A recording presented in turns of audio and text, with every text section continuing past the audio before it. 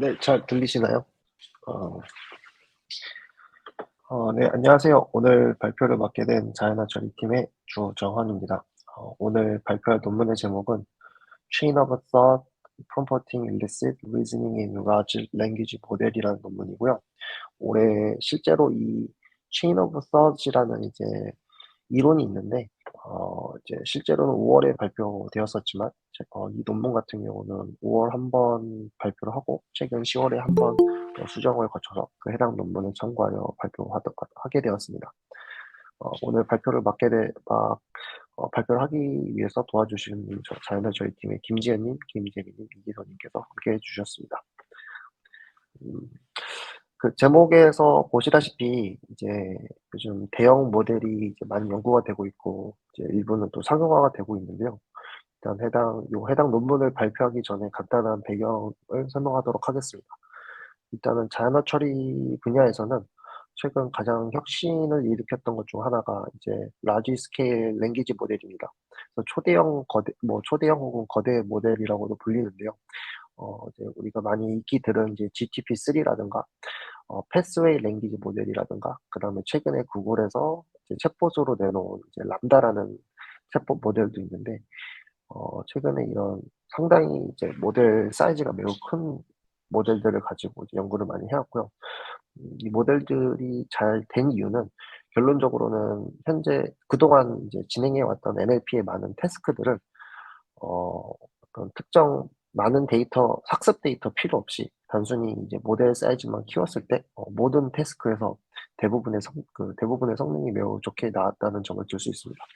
그래서 대부분은 이제 큰 빅테크 기업 같은 경우는 이제 대부분 모델 사이즈를 키워서 많이 연구를 하고 있고요. 그래서 사실상 지금 뭐 작은 기업체나 연구소에서는 연구하기 힘든 분야긴 하지만 아마 NLP 분야에서는 아마 이제 초거대형 모델들이 앞으로 더 발전할 가능성이 매우 높습니다. 하지만 이럼에도 불구하고 그동안 이제 초거대 모델을 포함한 딥러닝이 가장 NLP 분야에서 가장 딥러닝이 잘 못했던 분야들이 여러 가지가 있어요. 그중에 이제 하나가 에리스메틱이라 그래서 수학 산술 문제입니다. 뭐 보통 우리가 컴퓨터라고 하면은 뭐 수학 문제를 엄청나게 잘한다고 생각할 수 있지만 아이러니하게도 딥러닝에서 자연어 처리 분야에서 자연어로 서술된 수학 문제 같은 경우 혹은 이제 우리가 수학 공식이라든가 수학 서술되는 그런 문장들이라든가 공식들이 있는 경우에는 이 해당 정보를 인코딩해서 딥러닝 모델 학습을 시켰을 때는 거의 전혀 수행을 못할 정도로 매우 어려운 분야 중 하나였습니다. 그래서 에리스메틱 분야가 하나가 있고요. 또 하나는 이제 커먼 센스 리즈닝이라고 하는데 말 그대로 우리가 상식을 추론하는 분야입니다. 그래서 커먼 센스 리즈닝이면은 뭐 예를 들어서 저희 예전에 지도 교수님께서도 자주 이제 언급하던 비유 중 하나인데 예를 들어서 어떤 한 아이가 어항을 깨트렸어요. 어항을 깨트려서 어 이제 물이 흐르고 있겠죠. 그리고 결과적으로는 아이는 울었습니다. 울고 있습니다. 그러면 과연 이 아이는 어항을 깨트려서 울었을 것이냐? 라는 그런 단순히 이 해당 두 사실만 가지고 추론할 수 없는 부분이 있을 수 있습니다. 뭐 이를테면은 아이가 운 이유에 대해서는 엄마한테 혼날까 봐 울 수도 있고 뭐 단순히 자기가 키우던 뭐 금붕어가 죽었을 수도 있고 뭐 이런 것 때문에 슬퍼서 울었을 수도 있고요. 그래서 뭐 이러한 것들을 이제 보통 커먼 센스 리즈닝이라고 하는데 상당히 이제 사람 입장에서는 뭐 당연히 좀 추론할 수 있고 우리가 상식이라고 생각할 수 있는 것들에 대해서 그동안 추론을 할 수 있지만 딥러닝은 상당히 이것 또한 엄청 어려운 분야 중 하나입니다. 그리고 세 번째는 이제 심볼릭 리즈닝이라고 하는데요. 저도 뭐 심볼릭 리즈닝에 대해서는 잘 몰랐지만 이제 이번에 논문을 보면서 그 해당 예제를 통해서 한번 같이 보도록 하겠습니다. 일단 체인 오브 넛이라는 그런 뭐 어떻게 보면 이론이고 어떻게 보면 메커니즘이라고 볼 수도 있는데요. 그 GPT-3를 시작으로 이제 퓨전 러닝으로 이제 대부분 많은 학습 데이터 없이 단순히 몇 개의 샘플만 가지고 그 해당 샘플을 프롬프팅 엔지니어링을 활용해서 몇 개의 샘플만 이제 학습을 시키면 바로 그 해당 태스크를 수행할 수 있는 기법 중 하나입니다. 그래서 프롬프팅이라고 하는 거는 일단 뭐 모델에게 이러한 태스크를 수행해라라고 하는 앞에 프리픽스 센텐스라 혹은 이제 프리프레이즈 같은 것들이 이제 접두사로 붙게 되어 있고요. 이제 그 다음에 이제 다음 실제 내용들을 같이 덧붙여서 붙이는 기법을 이제 프롬포팅이라고 합니다. 그래서 오른쪽, 이제 예제를 보시면 조금 더 이해가 쉬울 수 있을 텐데요.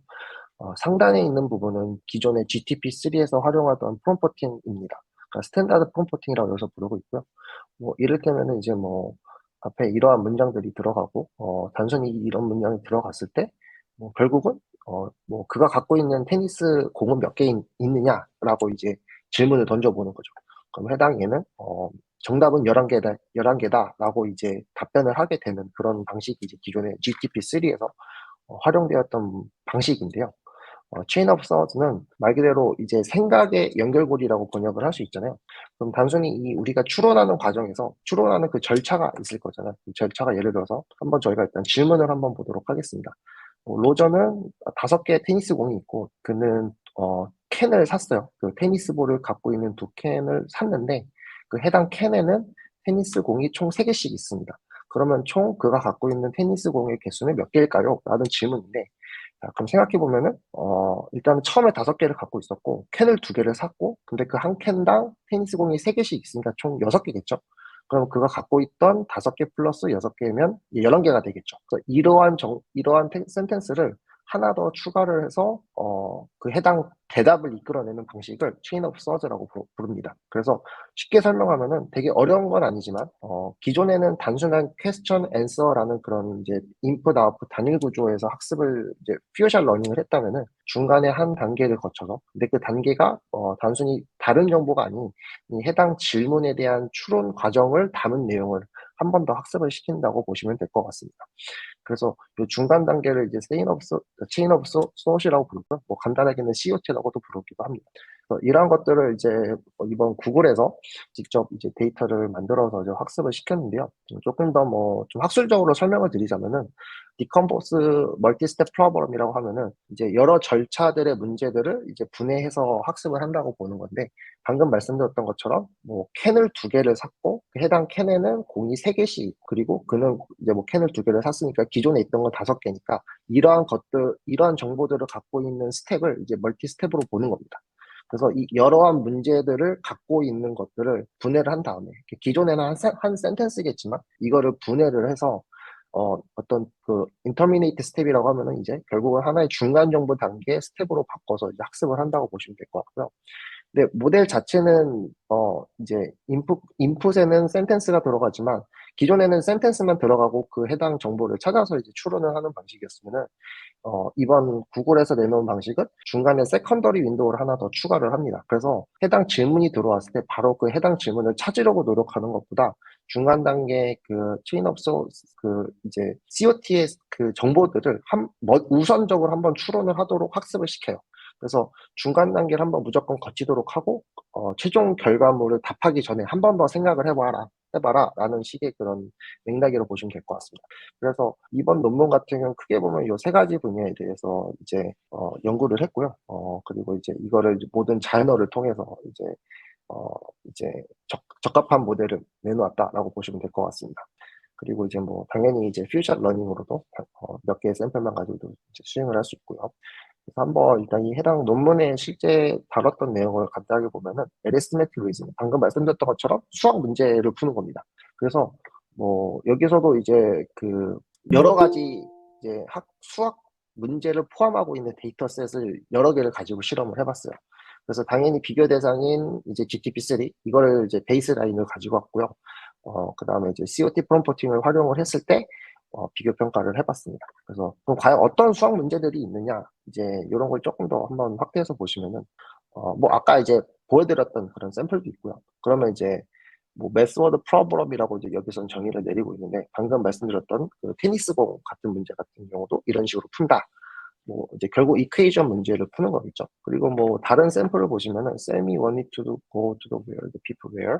그래서 말고 뭐 그는 뭐 세미는 어디 뭐 사람이 있는 곳을 가고 싶은데 어디를 가야 되느냐라고 하면은 이제 뭐 여기에는 객관식 문제가 들어가 있는 겁니다. 뭐 레이스 트랙 혹은 populate area, desert, apartment, 로드 블록. 그러면은 단순히 이 객관식의 문제를 바로 답하기 전에 중간 단계의 그 정보를 하나 더 추가를 하는 겁니다. Answer is must be a play with a lot of people. 그러니까 결국은 사람들이 많은 장소를 가고 싶어 한다라는 일단은 이 질문의 목표를 먼저 찾고요.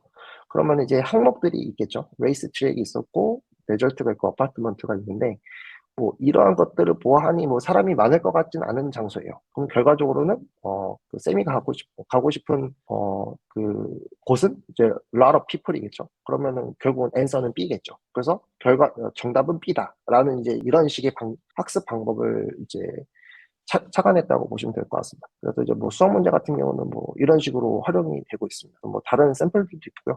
뭐 저도 이거 직접 데이터셋을 직접 들여다보진 않았지만 대부분은 이제 뭐 이제 계량으로 표현될 수 있는 거, 뭐 숫자든 이제 셀 수 있는 것들 그런 것들의 문제들을 대부분 많이 이제 여러 샘플을 가지고 시도해봤습니다. 여기 보면은 뭐 날짜를 계산하는 문제도 있는 거고요.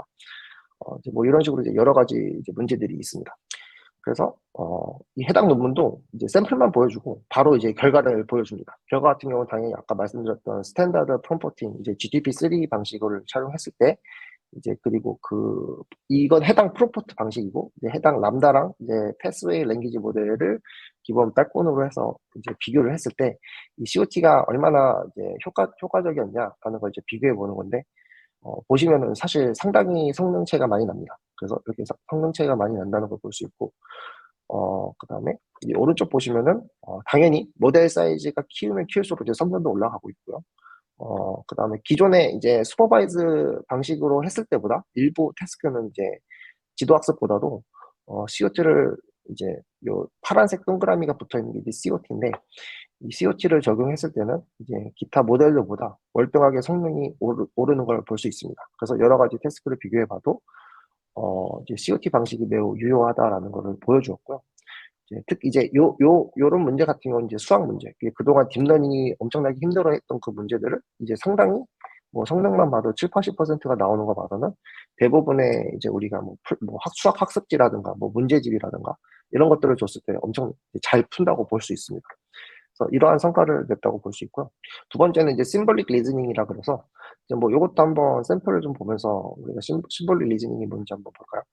뭐 take the last letter word of the Elon Musk and concatenate. 네. 그러니까 뭐 그거겠죠. 일론 머스크라는 단어가 있는데 마지막 단어를 빼서 concatenate 붙여라. 이제 이런 건데 뭐 사실 이거를 프로그래밍으로 풀려면 엄청 쉬운 문제죠. 근데 이거를 자연어로 줬을 때 이제 과연 컴퓨터가 그러니까 이제 그 딥러닝 모델이 과연 이거를 추론할 수 있느냐라고 하면은 이제 이러한 과정을 주는 겁니다.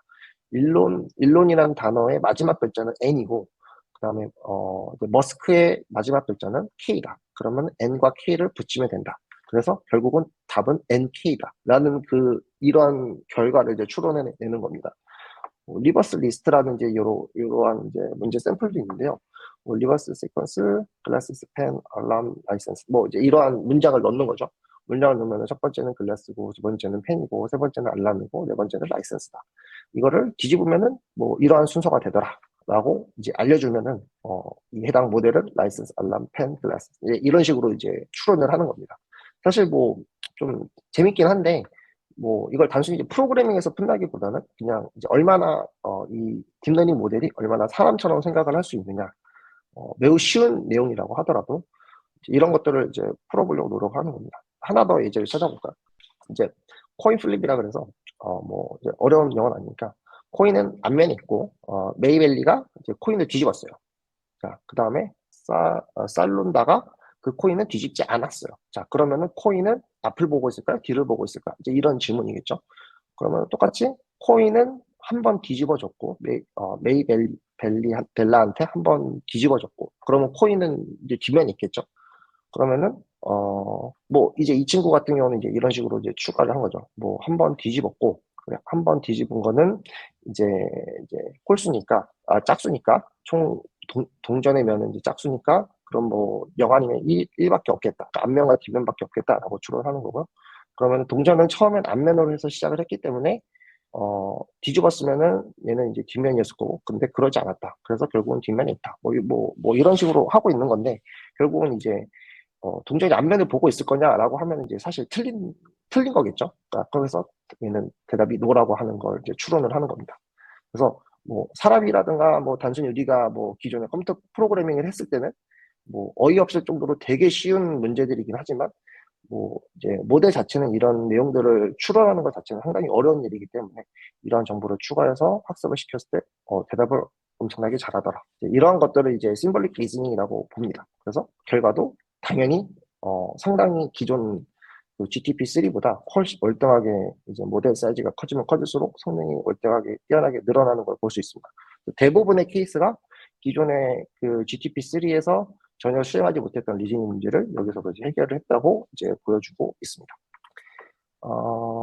그리고 마지막으로 커먼 센스 리즈닝 같은 경우는 이제 뭐 제가 아까 예시를 드리긴 했는데 한 번 더 볼까요? 뭐 세미는 이거는 이제 아까 했던 내용인 것 같고요. 뭐 이제 두 번째 샘플 한번 볼까? 이제 뭐 여기는 이제 yes or no 문제인데 뭐 알레바마가 스투어트 뭐 그러니까 뭐 베트남 전쟁에서 뭐 이 친구 이름 뭐 생일이 두 번 태어날 수 있느냐라고 하면은 이제 뭐 그런 질문을 한 건데 뭐 이러한 정보들을 넣고 뭐 대답은 아니다. 뭐 이런 식으로 이제 우리가 상식으로 알 수 있는 내용들을 얘는 이제 직접 요 맥락을 찾아서 맥락을 알고 그리고 나서 대답을 하는 방식으로 이제 학습을 해봤습니다. 당연히 성능은 GTP3보다 월등하게 좋았고요. 그 다음에 뭐 사람이 풀었을 때도 비교했을 때 사람과 필적하는 그런 수준까지 추론하는 걸 볼 수 있습니다. 그래서 뭐 도메인에 상관없이 일단 모델 사이즈가 커지면 커질수록 성능은 월등하게 올라가고 있다라는 것을 보여주고 있습니다. 자, 그동안 우리가 이제 많이 뭐 딥러닝 아키텍처든 이제 뭐 태스크든 뭐 성능을 높이는 거든 뭐 데이터를 늘리는 거든 이런 문제들과는 상당히 다르게 이번 구글에서 했던 실험 같은 경우는 좀 되게 좀 재밌는 분야이기도 합니다. 이 COT라는 그런 좀 메커니즘, 패러다임을 이용을 해서 학습 데이터를 직접 만들어보고 실험을 했는데요. 일단은 이 실험의 의의는 간단한 메커니즘만 활용해서도 이 멀티 스텝으로 구성되어 있는 문제를 이제 잘 학습할 수 있다라는 거 하나가 있고요. 그 다음에 기존에 딥러닝이 전혀 수행할 수 없었던 에리스메틱 리즈닝을 이제 매우 좋은 성능으로 이끌어내었다. 이제 이런 것도 의의가 있고요. 뭐 커먼 센스 리즈닝도 어느 정도는 우리가 이 자연어라는 게 실제로 우리가 서비스 되었을 때 어느 정도 활용할 수 있다라는 거를 이제 강조하고 있습니다. 그리고 뭐 이제 OOD라는 거는 이제 아웃 오브 도메인인데 뭐 도메인에 상관없이 이제 더 긴 문장을 집어넣었을 때도 이 일반화 성능이 매우 뛰어나다는 거를 볼 수 있습니다. 그리고 마지막으로는 이제 뭐 그냥 단순히 프로포팅만 가지고도 매우 이제 리즈닝 할 수 있는 그런 랭귀지 모델을 만들 수 있다는 그 가능성을 보여줬다는 거에 의미가 있고요. 그다음에 이 COT라는 이 메커니즘 자체도 라지 모델에서는 특히 이제 리즈닝 분야에서는 그러니까 적용이 가능하고 이게 실제로 효과가 있었다는 거를 이제 보여줬던 그 케이스라고 할 수 있습니다. 그래서 이제 이러한 점들이 이제 해당 논문에서 디스커션으로 남겨놨고요. 하지만 이 연구자들도 똑같이 이제 보통 딱 들었을 때 우리가 좀 이런 것들은 과연 가능하냐라고 하면은 좀 의문점을 가지는 부분들은 똑같이 들었습니다.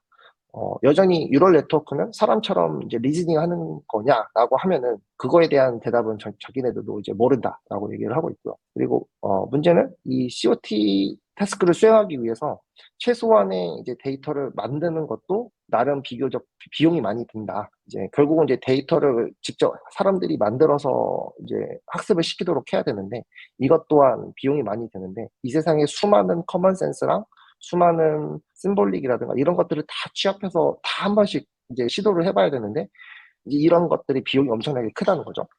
그래서 이런 문제점도 가지고 있고 그리고 여전히 이 리즈닝한 그 결과물이 과연 옳은 대답이냐라고 했을 때는 이거를 보장할 수 없다라고 얘기를 합니다. 그러니까 뭐 성능은 7, 80% 나오더라도 여전히 이 30%의 정답, 그러니까 틀리는 정답들에 대해서는 이 친구가 추론을 했을 때 과연 이게 맞느냐 안 맞느냐라는 거는 여전히 설명할 수 이렇게 얘기를 하고 있고요.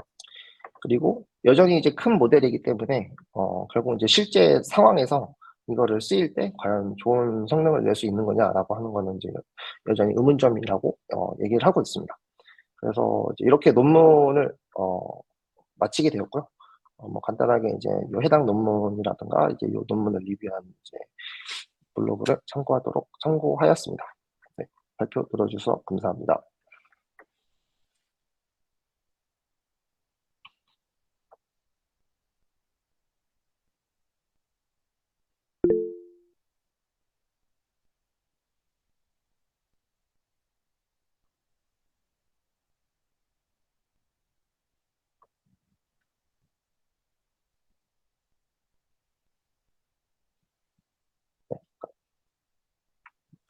감사합니다.